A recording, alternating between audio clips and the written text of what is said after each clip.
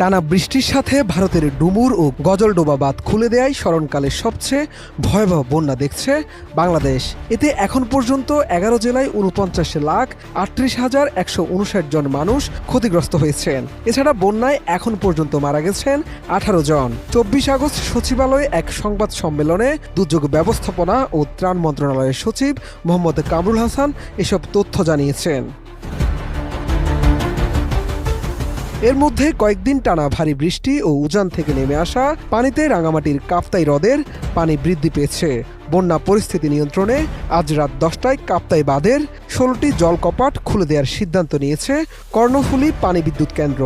বাংলাদেশ বিদ্যুৎ উন্নয়ন বোর্ডের এক জরুরি বার্তায় এই তথ্য জানানো হয়েছে। বিজ্ঞপ্তিতে বলা হয়, শনিবার বিকেল ৩টায় কাপ্তাই হ্রদের পানির উচ্চতা ১০৭.৬৬